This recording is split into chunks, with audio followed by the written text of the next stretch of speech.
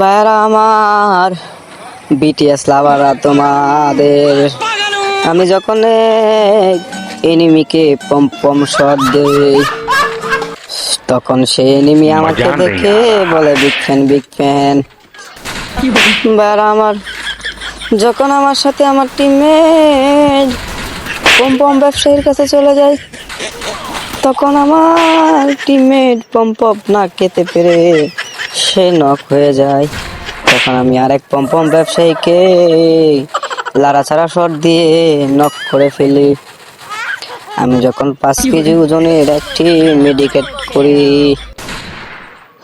তখন দেখি কি রাউন্ডটা আমরা নিয়ে নিছি। বাইরা আমার, বিটিএসরা তোমার দ্বিতীয় রান শুরু হয়ে গেছে। তো আমার সাথে কিছু বিটিএস ফ্রেন্ড আছে যারা কিনা ম্যাচের আগে লাড়াচাড়া শুরু করে দেয়।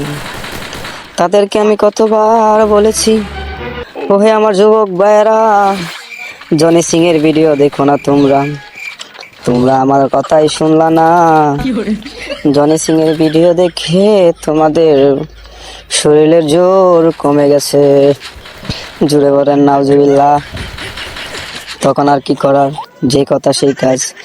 গিরিনার কাঞ্চিত পোলা গিয়ে জনি সিং এর হাতে মারা কেউ পিছন মারা, তখন যাবো তাকে রিভাইভ দিতে।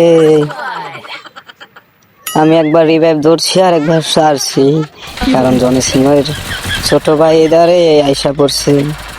তাকে হালকা পাতলা লাড়াছাড়া শট দিয়ে দিতে দেখি আমার জনি সিং এর ছেলে আবারও ডাউন হয়ে গেছে। তখন দেখি গিরিনার বোন জামাই আমাকে অ্যাটাক করছে। তখন আর কি হলো, তাকে জিঙ্গা লালা শট দিতে গিয়ে দেখি আমার পিছন মেরে দিয়েছে এনিমি।